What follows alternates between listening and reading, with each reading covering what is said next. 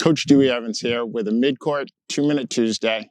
Today we're going to be talking about talent and how it relates to footwork. If you don't know, I'll tell you right now, my definition of talent is a player's ability to execute something that they've never trained. And so my goal is always to have them train as many things as possible and to largely remove talent from the conversation. So what are we talking about?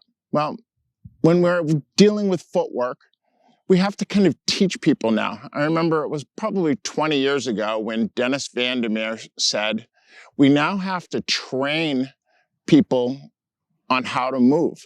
Well, why is that? Because everybody's so programmed that we no longer have free play. We no longer have play and run the bases and tag and all of those things, which teach players to naturally move. So we have to train it.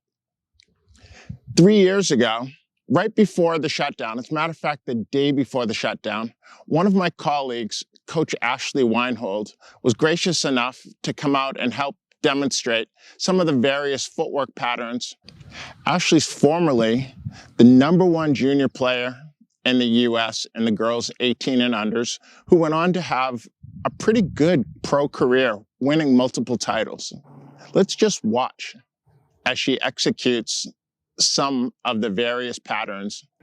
Probably the most common one is just a basic transfer of weight, just going forward into the ball. Hops, which are going from one foot to the same foot. Then there are jumps, which is going from one foot to another foot. Another example would be pivots. You can pivot on your front foot, or you can pivot on your back foot. One of the patterns within the jump category is what I call a kick out. When moving wide to the side and needing to make sure that you rotate yourself all the way to the target to get sufficient rotational power. There are a lot more patterns that you can learn. If you're only being taught one or two, then seek out information on the others, either here at Midcourt Tennis Academy online or elsewhere. It'll help take talent out of the equation.